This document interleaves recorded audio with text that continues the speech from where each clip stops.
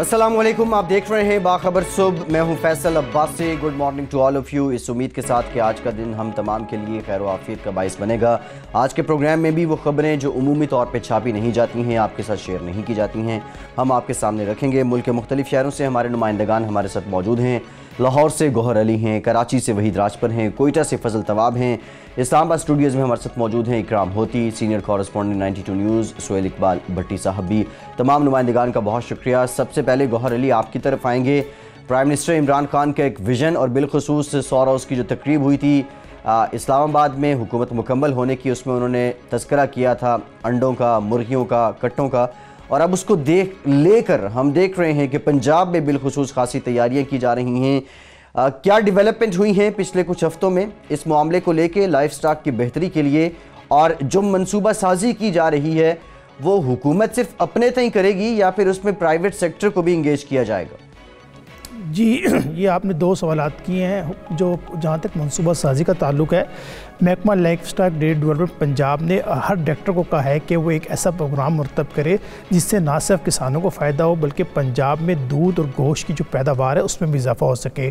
शहरियों को खालिस दूध और अच्छा मियारी गोश्त जो है वो सस्ते नरखों पर फराम हो। दूसरी मैं बात ये करता चलूँ कि इससे पहले दो जो ऐसे प्रोजेक्ट चल रहे थे, फीड लॉट फैटिंग और सेफ द काव, जो मुख्तलिफ अजला में चलते रहे हैं, लेकिन अब ज़रूरत इस अमर की है कि ये दोनों प्रोजेक्ट सेफ द काव और फीड लॉट फैटिंग पूरे पंजाब में जो है वो इन प्रोजेक्ट्स पर काम होना चाहिए, इन प्रोजेक्ट को मुतारिफ़ कराना चाहिए। ये दोनों प्रोजेक्ट जो हैं बहुत अच्छे हैं। इस प्रोजेक्ट से जो है वो गोश्त की पैदावार में जो है वो बहुत ज़्यादा इजाफा होगा। लेकिन इसमें एक अहम बात यह है कि ये जो प्रोजेक्ट्स बनाए गए थे फीड लॉट फैटिंग और सेफ द काव, इसको सिर्फ जो है ना वो पंजाब के आवाम तक महदूद कर दिया गया। अगर हम इनको थोड़ा सा ज़रा वसी होकर देखें तो अगर हम एक्सपोर्ट की तरफ आएँ, ये दो प्रोजेक्ट जो है गोश्त को एक्सपोर्ट करने में बहुत मददगार साबित हो सकते हैं।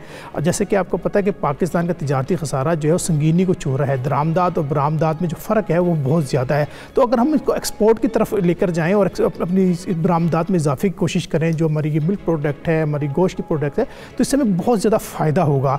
लेकिन माजी में उस तरह उस म्यार पर कोशिश नहीं गई इसको एक्सपोर्ट करने की जिस म्यार पर इसकी कोशिश की जाती थी। इसकी एक और वजह भी ये है कि जो आलमी म्यार है गोश्त का, हमारी जो प्रोडक्ट्स हैं, हमारा जो गोश्त है और उसकी मुतलका जो दीगर मसनूआत हैं उस म्यार पर जो पूरा नहीं उतरती। तो इसकी एक और वजह यह है कि जो जानवर बीमारियां पाई जाती हैं उनके ख़ात्मे के लिए, उनको कंट्रोल करने के लिए एक मौसर प्रोग्राम की ज़रूरत है। इस वक्त जो है वो महकमा life stock and dairy development Punjab जो है वो बहुत मुतहरिक है और प्राइम मिनिस्टर इमरान खान के विजन के मुताबिक काम कर रहा है। और 15 जनवरी तक जो है उन नए प्रोजेक्ट्स जो हैं वो बनाए जा रहे हैं। इस हवाले से जब मेरी बात हुई सूबाई वज़ीर लाइफ स्टॉक सरदार हसनैन बहादुर रिशक से, तो उन्होंने कहा हम निजी शोबे के ताउन से जो है ऐसा लाही अमल मुरतब करना चाहते हैं जिससे जो है पंजाब में जो दही मीशत जो है वो अपने पाँव पर खड़ी हो सके। असल में स्ट्रक्चर तो हमारे पास मौजूद है, हमारे पास तमाम वो बुनियादी चीज़ें मौजूद हैं कि जो लाइफ स्टॉक को फ़रोग़ देने की ज़रूरत है। अब स्ट्रक्चर को मजबूत करना है। मजबूत सिर्फ उस सूरत में हो सकते हैं कि जब किसान की उसमें दिलचस्पी पैदा हो,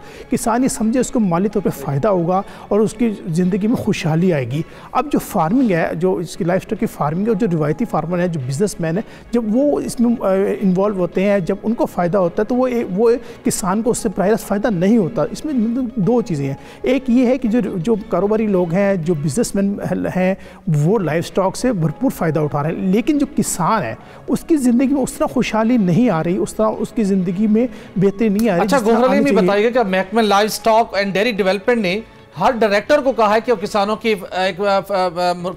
के लिए मुनाफा बख्श मंसूबा बनाएं। 3 माह कबल एक खसूसी तौर के ऊपर पंजाब की लाइफ स्टॉक की बेहतरी के लिए टास्क फोर्स भी कायम की गई थी। क्या उस टास्क फोर्स ने अपनी सिफारिशात मुकम्मल की हैं और डायरेक्टर लेवल के ऊपर जो मुख्तलिफ मनसूबे तैयार किए जाएंगे, क्या वो इतने मौसर तरीके से आगे चल सकेंगे कि वो किसानों के लिए मुनाफा बख्श साबित हो सके? क्योंकि माजी का ट्रैक रिकॉर्ड इस हवाले से इतना अच्छा नहीं है, जहाँ जब भी मुनज़्ज़म मनसूबाबंदी किए बगैर कोई मनसूबे लॉन्च किए गए तो अल्टीमेटली वो नाकाम हुए। जी, ये टास्क फोर्स कायम कर दी गई है और मुजफ्फरगढ़ से ताल्लुक़ रखने वाले अनमदार कुरैशी MP जो हैं वो इसको चला रहे हैं। इसमें एक और बात मैं आपको बताता चलूँ कि एमरजेंसी के और हंगामी बुनियादों पर जो है प्राइम मिनिस्टर ने लाइफ स्टॉक के जो मामला था वो टेकअप किया था और 7 मुख्तलिफ इसके जोन बनाए थे।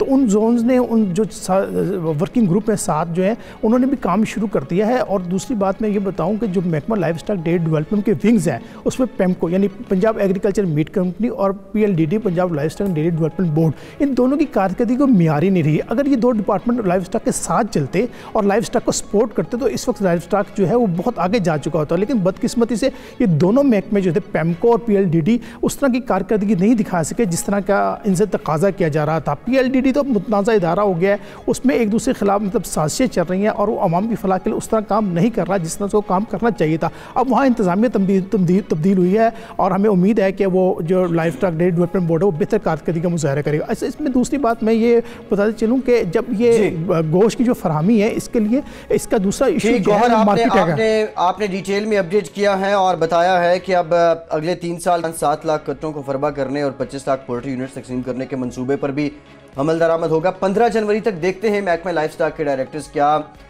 मंसूबे जो हैं वो प्रपोज करते हैं और फिर उस पर अमल दरामद के लिए क्या पॉलिसी बनाई जाती है। भट्टी साहब आपकी तरफ आते हैं। एक मामला जो हम बारहा उठाते रहे, चेयरमैन यूटिलिटी स्टोर्स कॉरपोरेशन और फिर बिलखुसूस जुल्करनैन अली खान साहब की तैनाती और तैनाती के बाद के मुहर्रिकात, फिर जिस तरह कॉरपोरेशन के अंदर एक भूचाल बपा हुआ, सुप्रीम कोर्ट की जानिब से नोटिस आया और अब उस नोटिस पे जो यूटिलिटी स्टोर्स कॉरपोरेशन के ओहदेदारान हैं, वजारत सनअत व पैदावार जो है बिलखुसूस आज वो अपना जवाब जमा करवाएगी।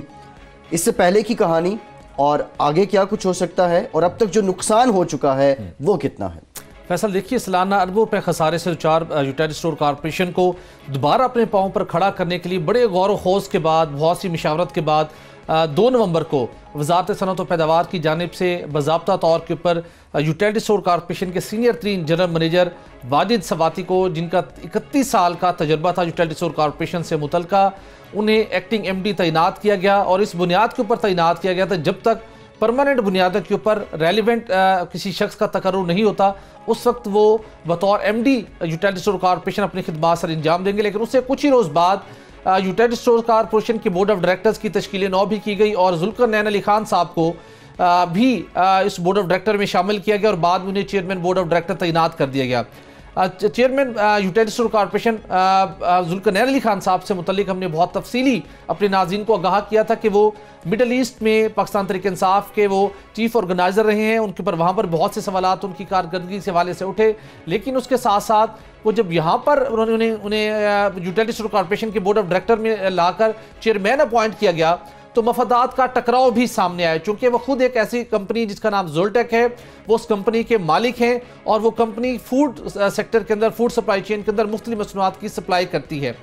और इस मौके के ऊपर जब उन्हें आपने यूटिलिटी स्टोर कॉरपोरेशन का चेयरमैन तैनात किया और इस बात का खदशा था कि मफादात का टकराव होगा और उनकी सियासी वाबस्तगी बहुत गहरी है पाकिस्तान तहरीक इंसाफ के साथ और पाकिस्तान तहरीक इंसाफ की एक अहम शख्सियत के साथ जो कि प्राइम मिनिस्टर के बहुत करीब हैं, उनकी बहुत खास उनके दोस्त हैं, तो इस बात के खदशात थे और वो खदशात फिर दुरुस्त साबित हुए। उन्होंने चेयरमैन बोर्ड ऑफ डायरेक्टर से आगे बढ़कर यूटिलिटी स्टोर कॉरपोरेशन के मामलात में मुदाखलत करना शुरू की, जो कि SCCP के कॉर्पोरेट गवर्नेंस रूल्स की भी सरीहन खिलाफ वर्जी थी।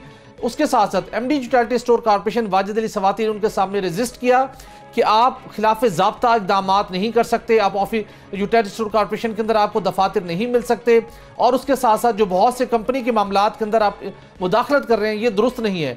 इख्तलाफात बढ़े और अल्टीमेटली जुल्करनैन अली खान साहब ने, जो पहले एक वफाकी सेक्रेटरी बराए सनअत व पैदावार को हटवा चुके थे और अपने असर और सूख को इस्तेमाल करते हुए इस मरतबा भी उन्होंने रेलिवेंट एक्सपीरियंस के हामिल MD utility store corporation Wajid Ali सवाती को उनको ओहदे से हटवा दिया, जिसके नतीजे में एक बड़ी रिफ्ट पैदा हुई और दोबारा जो यूटिलिटी स्टोर कॉरपोरेशन एक तबाही की जानिब बढ़ रहा है। चूंकि यूटिलिटी स्टोर कॉरपोरेशन जब इसकी बोर्ड ऑफ डायरेक्टर की मीटिंग हुई जो कि 12 नवंबर 2018 को हुई, वहां पर उस वक्त के MD वाजिद सवाती ने एक पूरा वर्किंग पेश की, एक आदाद शुमार पेश किया कि यूटिलिटी स्टोर कॉरपोरेशन 2013 से 2018 तक यूटिलिटी स्टोर कॉरपोरेशन ने मुनाफा कमाया था 4.5 अरब रुपए से जायद का, जबकि 2013 से 2017 के दौरान 13 अरब रुपए का नुकसान हुआ। इस नुकसान की क्या वजूहात है, इस बात की तहकीकात होनी चाहिए।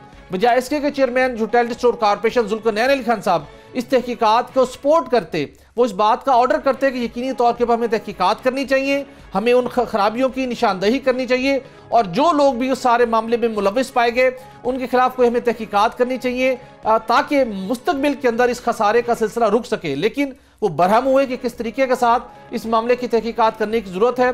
इख्तलाफात बढ़े और अल्टीमेटली उन्होंने MD utility store corporation Wajid Ali सवाती को उनके ओहदे से हटा दिया और वजारत सनत और पैदावार के सीनियर जॉइंट सेक्रेटरी को वहां पर MD utility store corporation Mushtaq Ahmad साहब को तकर्रुर करवा दिया, जिसके खिलाफ इस्लामाबाद हाई कोर्ट में को वारंटों की दरखास्त दायर हो चुकी है वाजिद अली सवाती साहब की जानिब से। लेकिन इस अरसे के दौरान जब वाजिद अली सवाती साहब, जिनका रेलिवेंट एक्सपीरियंस होने के साथ साथ कॉन्फ्लिक्ट ऑफ इंटरेस्ट है, चूंकि वो खुद एक कंपनी को रन करते हैं, इस मामले को सुप्रीम कोर्ट ऑफ पाकिस्तान की ह्यूमन राइट्स कमीशन के सेल के नोटिस में लाया गया। उन्होंने वजारत सनत और पैदावार से जवाब तलब किया।